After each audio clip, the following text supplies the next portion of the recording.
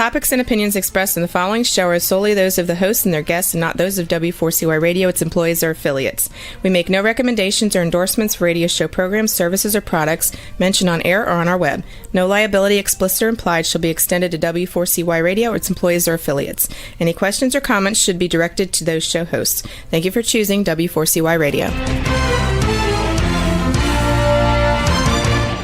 Welcome to the Ask the Expert show on W4CY Radio and Talk4 TV, where we bring you educational information from top local experts in the fields of legal, health, financial, and home improvement. Now sit back and listen to experts in family law, association law, hearing loss, business brokers, home care, along with many other topics. Now here are your hosts, Steve-O and Sophia.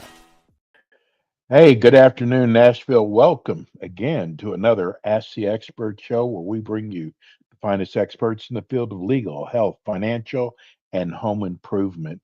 We get so many emails, people saying, I send you in show suggestions, and I don't even know if you ever read those.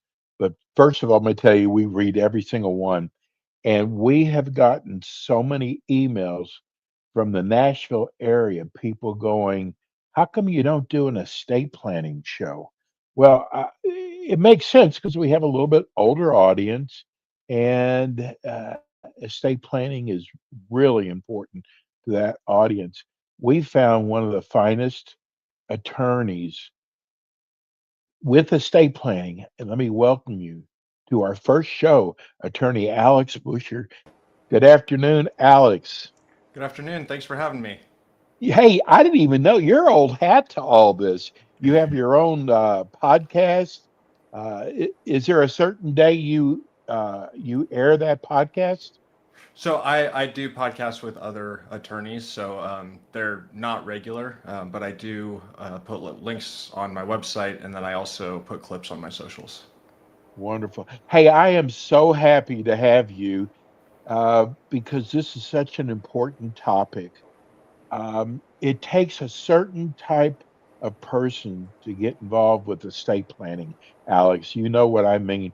It's a very touchy topic. I mean, no one likes talking about death and what do I do after I pass away. But first of all, tell people about your background and your firm.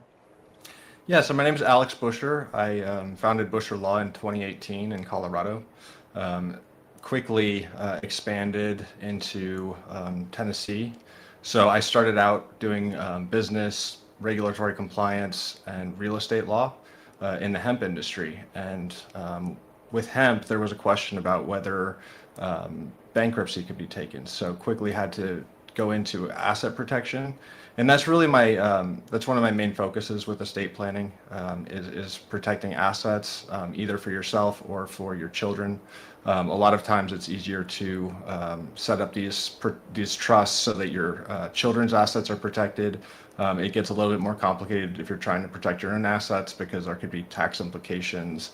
And also, if you are under the estate tax limit, it doesn't always make sense to do an irrevocable trust right off the bat. So that's one of my main focuses. And the other focus is really just to make sure that everything passes the way my clients want to their descendants and avoid probate. Probate can be a very expensive and lengthy process if there are multiple descendants that are fighting over the same trust property or asset included in your estate. Then those processes, that probate case can take months, if not years. In some very cases. Expensive too.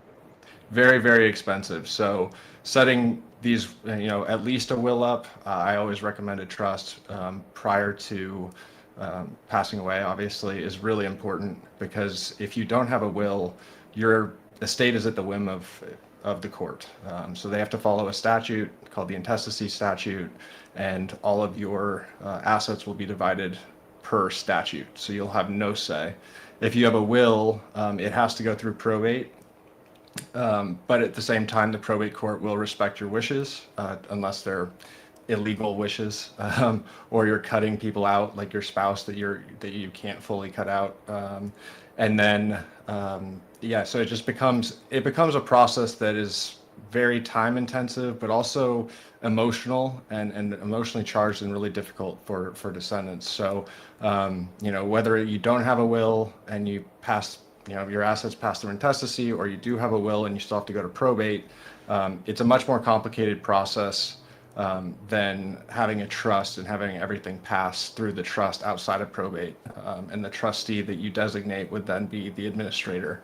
So that's really my focus on estate planning, is making sure that my clients are taken care of, everything passes efficiently, and then my clients are aware that there are certain trusts and certain clauses that we can include that will protect those assets for not only their kids, but potentially up to 1,000 years.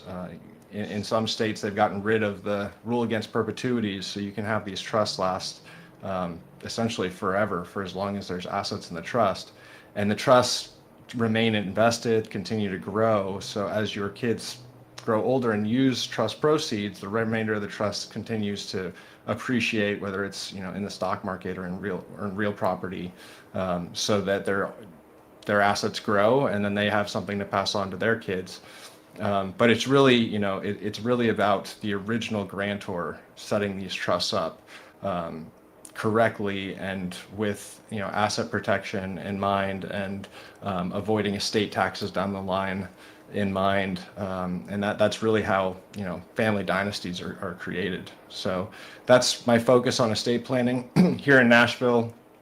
I do business law, real estate, estate planning, music business law, because they all coalesce. Trusts hold real estate, trusts hold business assets. A lot of times, like I said, real estate's held by trusts, real estate's held by business. So if you don't do all three, I feel like there's holes in your knowledge that can lead to problems down the line for your clients. That's why I review all of my clients' plans and then their situations holistically. So if there's small businesses, we'll review the operating agreements or the bylaws, make sure there's succession planning. If there's real estate involved, we'll get those deeds switched over, and make sure that that's all done correctly and effectively through the county records. Because if there's a gap in that knowledge in business, real estate, or estate planning law, it can lead to major issues down the line. So that's why we provide that full suite of services. Alex, I've talked to friends of mine who've said, I'm in good health. I've got time for that. And I thought about you yesterday, and I hope you understand where I'm coming from. We had the plane crash that I'll bet you, who would have thought that, 68 people would have been killed? I mean, the point I'm trying to make is you never know. And people should not put off estate planning because look at Prince. He didn't even have a will. Yep. No, it's true. I mean, if you don't have a will, the fights continue, the fights ensue, and even if you do have a will, because it goes through probate court, you can end up having some really difficult litigation processes in probate if there's a challenge to a will. So what I prefer is to set up trusts, revocable trusts generally, to avoid all of that. And what's nice about a trust is you can include things like a no contest clause, where if anybody contests the trust, they're automatically disinherited. So your wishes will be guaranteed to be effectuated in a trust, whereas in a will, there's a lot more room for battle in the courtroom. It's so important. We're just brought up about wills. This show is to educate our audience, and we know there's so many people that want a show like this in the Nashville area. Let's start off. When's a will needed, Alex? So I would say a will is needed for everybody. I mean, anybody that has assets. So if you're under 18 and you're essentially don't own a house, don't have a 401k, don't have an IRA, you might just have a banking or a checking account. a will isn't necessarily needed at that point. If that child was to pass, it's very clear where those assets would go, likely just to the parents if there's no kids involved. But once you have a single asset to your name, an account with some money in it, IRA, a 401k, even cars end up going through probate. It's important to have at least a will, so that you can direct where your assets go. Otherwise, you're at the whims of the state, and the statute to divide that per the statute. And generally, people are not happy with how the state divides their assets. So, Yeah, I would think so. so as a basic estate planning tool, a will is really needed for everybody that doesn't have a trust. And even when you have a trust, there's a will that comes with the trust that's a pour over will, and it's a small will that essentially says anything that's left out of my estate, if it needs to be transferred, it goes to the trust and then will be distributed per the terms of the trust. So it's kind of a fallback will. So in all of my estate plannings, I do include a will. If they just want a will, the will is extremely detailed about guardianship, about conservatorship, about what happens if somebody is incapacitated.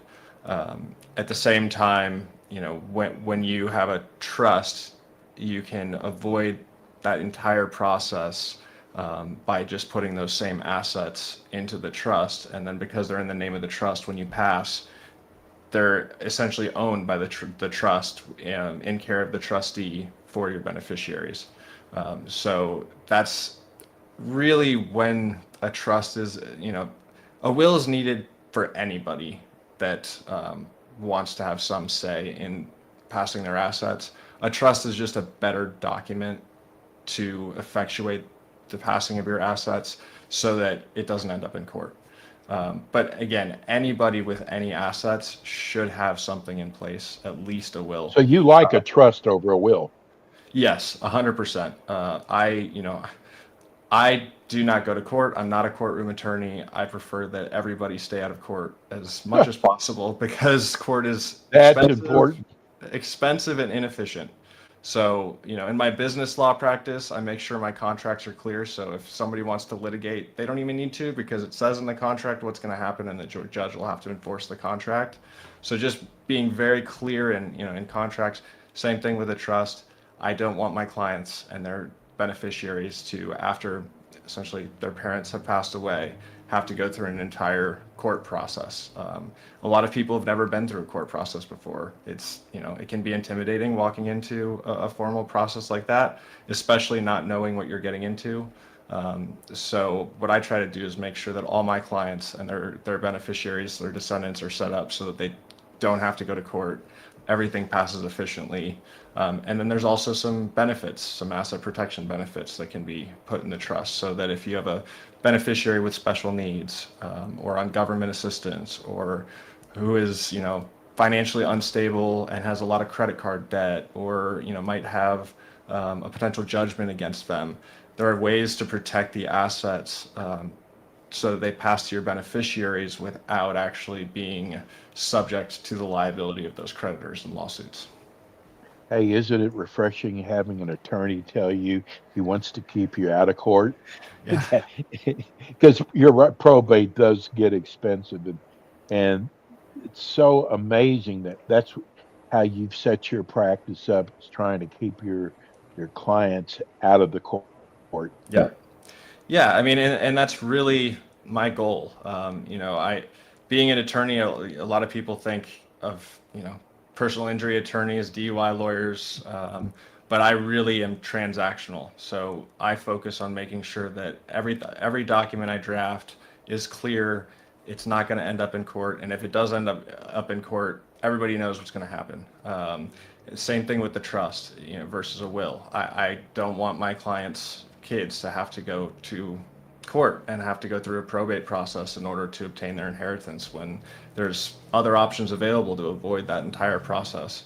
And generally, these trusts you set up are going to cost significantly less than the probate process itself. So you're saving your beneficiaries money as well as heartache and a lot of time spent in a courtroom, which Nobody wants. Let's just be honest. Nobody wants to be in a courtroom.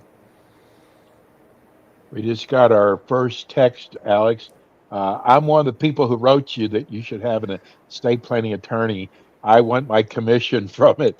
But my question is, do you just handle cases in Nashville only?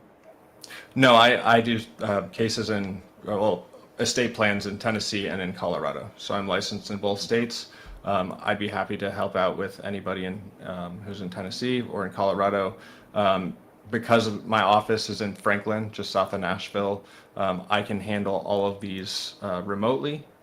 Or if people want to come in and we can meet face to face and do the estate plan in person, I offer that as well. Are there a lot of different types of trust, Alex? There are. There are so many, and attorneys keep creating more. I actually just created a trust as well. So the two main categories of trusts are revocable trusts and irrevocable trusts. Revocable trusts are going to be what 99% of people need and use. Pretty much, if you're under the estate tax limit, a revocable trust is the way to go. There's one exception to that. So the estate tax right now, I believe it's around 14 million individual and 28 million combined. So if you have less than those assets as an individual or jointly with your spouse, then a revocable trust is the way to go. And the reason is because there's no tax implications. You still, for all intents and purposes, own the assets. The IRS doesn't consider anything to have transferred, but it allows you to avoid probate. So you avoid probate without having any complicated tax issues that come with an irrevocable trust, while still being able to pass those assets efficiently. The one place where if you're under the estate tax limit, where an irrevocable trust might make sense is if you're a doctor or a lawyer or a general contractor or somebody that has a lot of lawsuit liability. So if you think that through your business, there's a potential for a lawsuit, especially a lawsuit against you personally, then sometimes it makes sense to put your assets into an irrevocable trust or an asset protection trust, so that if you get sued, they can't take all of your assets away from you. There's also, other ways to go about it. If you're married, you can put assets in your spouse's name instead of your name. So there's multiple different strategies that I talk through with my clients regarding the revocable trusts and then some asset protection. Irrevocable trusts, on the other hand, are used for certain policies like life insurance. So a lot of times life insurance will push people over the estate tax limit because of, they have 5 million in assets and maybe 8 million or 10 million in assets and 5 million in life insurance policy. That 5 million will actually count towards the estate tax limit if it's not in an irrevocable trust. So there are specific trusts called irrevocable life insurance trusts, where you actually put your life insurance policy in the name of the trust instead of your own name and pass it directly to your beneficiary, and then that doesn't count towards the estate tax limit. So that's one type of irrevocable trust. Another type is if you're over the estate tax limit and you have assets that you think are going to continue to appreciate into the future that you want to pass on to your descendants, you can transfer those assets, file a gift tax form showing how much you transferred over to the trust. And then the problem with that is once it's in that trust, it can never be taken out. So if you put a house in that trust, you can sell the house, but the proceeds have to stay in the trust, and then they can either be invested or reallocated to another property. But it does create more of a tax complication because now the trust is paying taxes. You're paying taxes when, or not paying taxes, but you're at least reporting your transfer to the trust, which will reduce your gift tax exemption for your estate tax limit upon your death. So irrevocable trusts are set up a little, not nearly as often as revocable trusts, but there are uses, especially for high net worth clients. The other thing is a revocable trust becomes irrevocable upon the death of the grantors. So that's this middle ground that I play in, which is you can set up a revocable trust so that you personally don't have tax complications. But when you pass away, your trust becomes irrevocable. and then you're able to keep all of those assets in the trust with distributions to your beneficiaries for their needs. If they need to buy a house, if they need to, fund a wedding, buy a car, if they have, unexpected expenses that they need to pay, the trustee will distribute. But because the assets aren't in their name, creditors, ex-spouses, none of that would be subject to be taken. So you kind of create this Fort Knox around your assets that you're passing to your descendants. And that really kind of sets them up for life. I mean, the wealthiest families in the world use dynasty trusts. They've really been around for about 20 to 30 years tops. And I've kind of amended the dynasty trust, the irrevocable dynasty trust, into a revocable dynasty trust, so people that don't have high net worth can take advantage of setting up these trusts to protect their kids, to continue to grow their assets, for up to 1,000 years, while also not having a complicated tax situation, or an irrevocable trust immediately that you then can't move assets in and out of. So that's the middle ground I play in. I obviously I have high net worth clients set up a revocable trust, but there's a way to set up your kids and your family for essentially ever, by just doing really good planning right now. So those are the main types of trusts. I got to tell you, I've never heard. This is the first time I've ever heard, with all the shows we do across the country, this dynasty trust. I've Yeah. never heard that before. That's Yeah. amazing. They're new. I mean, prior to I think it was mid 1990s, the states started getting rid of their rule against perpetuities. So prior to that, the rule against perpetuities was 21 years plus a life in being. So that means that anybody named in the trust, essentially, you had their life plus 21 years, and then the trust would have to terminate. States have decided that, I think through lobbying of higher net worth people, that they're going to allow these trusts to last essentially forever, or up to 1,000 years, depending on the state. And the reason is because it allows very wealthy families, and this was the initial reason, to essentially avoid taxes.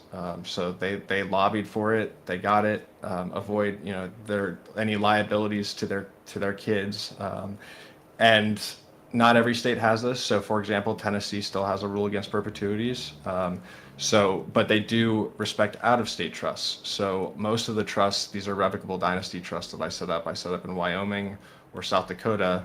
And the reason is one, there's privacy for the trust. Two, there's no state income tax on trusts, so you're avoiding a 4% income tax. Three, they have no rule against perpetuities, so they last up to 1,000 years. And four, Tennessee respects out-of-state trusts as long as the trustee is in the state where the law is being applied. So with these dynasty trusts, generally what happens is we get a bank involved, so a bank trust department, and the reason the bank needs to be involved is these trusts last 1,000 years, or can last 1,000 years. So just designating one person in your trust is not going to effectuate the entire trust plan.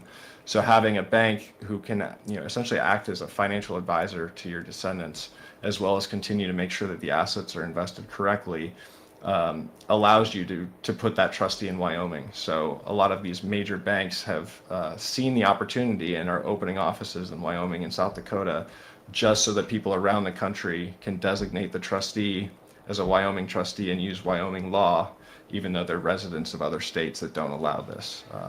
So it's it's new over the last 30 years. Originally, all of these trusts that were created were irrevocable trusts, and that's just because of the nature of who wanted to use them and who was lobbying for them. They were all very high net worth individuals. Since then, I realized that there's a middle ground here that can be taken advantage of, because you can do an irrevocable trust or a revocable trust that becomes irrevocable upon your death. You can actually use the benefits of all of the dynasty trust provisions without having any impact on your taxes during your lifetime. So that's that middle ground that I find, and I find is useful for way more people than who was originally setting up these dynasty trusts. And trust law goes back to Henry VIII. I mean, that's how long this law has been on the books, and it's very antiquated. It really is, the Constitution, trust law, and contract law that rule the world, because the Constitution, trusts, and contracts, when they go to court, the court has to follow them unless they're illegal, unless they say, distribute X amount of this drug this illegal drug to somebody. The courts have to respect what's in the documents. Alex, I told you this show goes by so fast, and you even made it go by faster. Tell people how they can reach you. Yeah, so if you can reach out to Alex at buscherlaw.com, ALEX at BUSCHER law.com. Phone number is 615-953-0500. And my website is buscherlaw.com. You can actually schedule a consultation with me, a free initial consultation directly from my website. And I'd be happy to discuss trust. This is what I do all day, and I find it really fun to take all the puzzle pieces of my clients' assets and figure out how they work together and create the best, most efficient plan, and also protect your kids in whatever way we decide they need to be protected. So it's exciting, and I love doing this. And yeah, that's how. Well, listen, we already got 2 texts going. Your show's not long enough, so that's a good sign. But Alex will be back again with us next month. Alex, thank you so much. I'm so glad that we have your firm as our expert in estate planning. Yeah, I'm really excited to be partnered with you, and I look forward to continuing to do more shows and answering more questions. Great. Thank you, Alex. Of course. Thank you. That's Alex Buscher. He is an estate planning attorney in Nashville. I am so glad we've got him. I had so many more questions for him. Hey, that's going to do it for us today. We'll be back again with you next week with more Ask the Experts. Thanks for tuning in today to the Ask the Expert show on W4CY Radio and Talk4 TV. Tune in next week and every week to hear more from our experts on personal injury, insurance, air condition repairs, estate planning, Medicare, and many other topics in the areas of legal, health, financial, and home improvement. See you next week.